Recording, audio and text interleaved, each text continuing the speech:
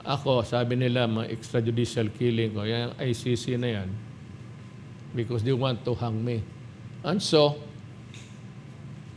ako totoo, if you really would, if it goes to that I will be hanged for killing these idiots, I would be happy to join these idiots in hell.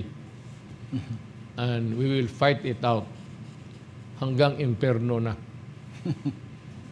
At saka, pag nanalo kaming baka madisgrasya pa si Satanas sa trono niya, ako na ang papalit. New administration. Oo. Sabihin mo, tagal-tagal mo na. Since time immemorial ka pa dyan. So, tumabi ka na. Panahon na ng bagong administrasyon. Ganoon lang yan. Due process.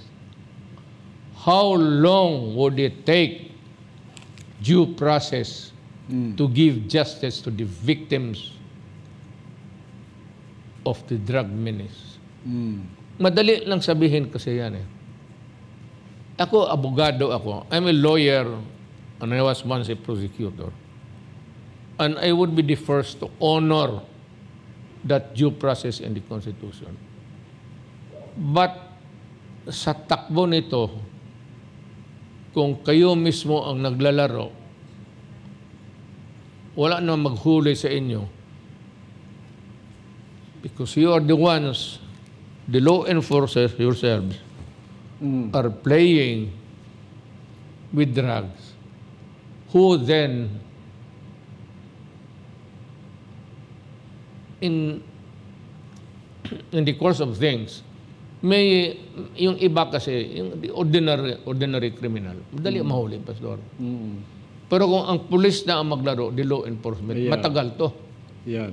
And it would take a heaven-sent event that would blow this up, everything. Sige lang, Pastor, total. Alam ko, hindi ka marin takot mamatay.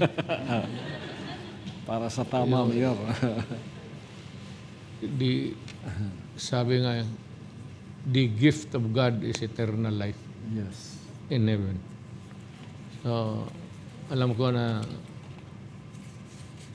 you have gone all through these levels in life at alam ng mga tao yan. Well, ginawa mo yung lahat ng kaya mong gawin, Mayor, because you took an oath of office to protect our country. So, kahit sa Bible, yung Romans 13, you are a minister of God who beareth the sword not in vain. If you do good, He will give you the praise. But if you do evil, sabi niya, you must be scared. Because it's not in vain na dala-dala niyan, tabak. So, in your term, talagang may peace and order. At saka takot talaga ang mga masasamang loob.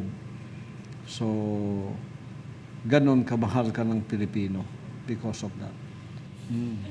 Talaga yung panahon ko, and I was mayor as president.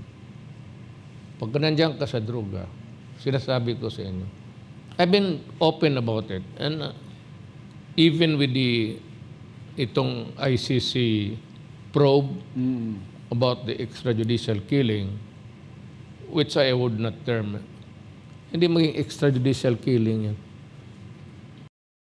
Pumasok ka sa krimen, oo, sabihin extrajudicial killing, extrajudicial killing. You know very well, and you do not let me hear you about not being forewarned.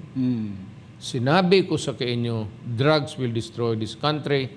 Drugs will destroy the younger generation of Filipinos. At sinasabi ko sa inyo noon, do not, kasi papatayin ko kayo.